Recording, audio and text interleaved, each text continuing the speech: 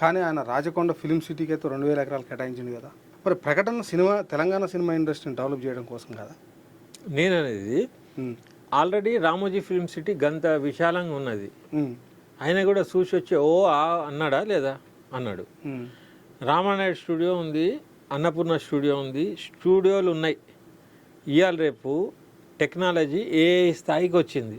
మన ప్రకృతి తెలంగాణలో ఇక్కడ ఉన్న వైభవాలు కానీ, ఇక్కడ ఉన్న ప్రకృతి సౌందర్యం కానీ, అక్కడ మీరు టూరిజం డెవలప్ చేస్తే ఆడ పోయి చేసుకుంటాం కదా. రాచకొండ అని చెప్పి ఆ ఉన్న కొండను ఖరాబ్ చేసుడు తప్పితే. అయితే నాకు తెలిసిన విషయం ఏంటంటే అక్కడ ఒక పెద్ద స్కామ్ జరగబోయింది. ఏం స్కామ్ అది? ఏం జరగబోతుంది? ఏం జరిగిందంటే ఇప్పుడు ఉన్న క్యాపిటలిస్టులతోనే అక్కడ పెట్టుబడి పెట్టించి ఓకే బ్యాంకులకు కొల్లెటరల్లు అవి ఇవి ఇచ్చి అక్కడ ఒక రియల్ ఎస్టేట్ దందా చేద్దాం అనుకున్నారు మొత్తం కలిసి.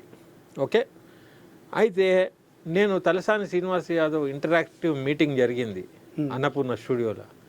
అయితే కార్మికులు కళాకారుల తరఫున నేను మాట్లాడాల్సి వచ్చింది అక్కడ. నేను ఒకటే అన్న మంత్రి గారికి, ప్రభుత్వానికి స్పష్టత ఇవ్వండి.